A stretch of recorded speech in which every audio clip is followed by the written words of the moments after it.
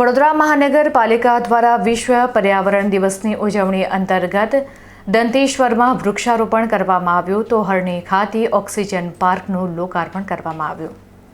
વડોદરામાં વિશ્વ પર્યાવરણ દિવસ નિમિત્તે વડોદરા મહાનગરપાલિકા દ્વારા શહેરમાં પર્યાવરણ સંરક્ષણ અને હરિયાળી વધારવાના ઉદ્દેશ્ય સાથે વિવિધ લોક ઉપયોગી કાર્યક્રમોનું આયોજન કરવામાં આવ્યું હતું।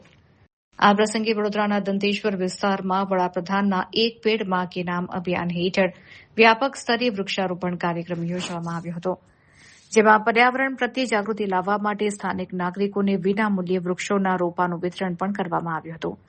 ત્યારબાદ વડોદરાના હરણી વિસ્તારમાં મહાનગરપાલિકા દ્વારા ખાસ વિકસાવવામાં આવેલા આધુનિક અને સુવિધાજનક નવા ઓક્સિજન પાર્કનું મહાનુભાવના હસ્તે વિધિવત લોકાર્પણ કરવામાં આવ્યું હતું।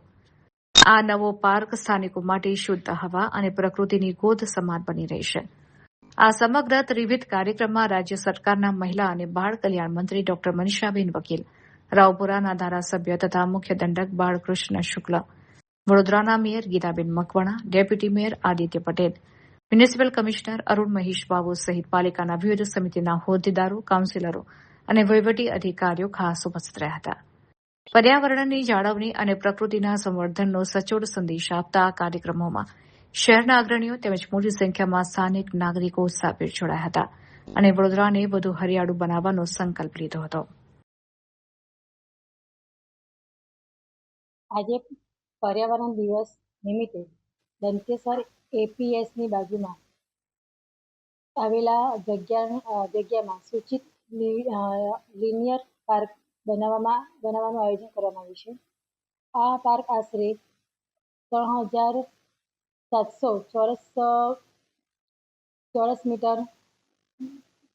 મીટરનું બનાવવામાં આયોજન કરવામાં આવ્યું છે, જેમાં CSR હેઠળ એલ&ટી કંપનીના સહયોગથી કેચ ફાઉન્ડેશન દ્વારા કરવામાં આવી છે। 3 વર્ષ સુધી આ સંસ્થા નિભાવશે।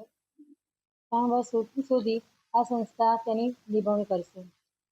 63 જાતના વિવિધ વૃક્ષો, 15,500 છોડવા વાવવામાં આવશે। આ જગ્યાએ રમતગમતના સાધનો લગાવવામાં આવશે। ઓપન જીમના સાધનો, 500 રનિંગ મીટર વોકિંગ ટેન્ક તથા અન્ય સુવિધાઓ બનાવવામાં આવશે, જેનો 60 લાખ જેટલો ખર્ચ અંદાજે કરવામાં આવ્યો છે।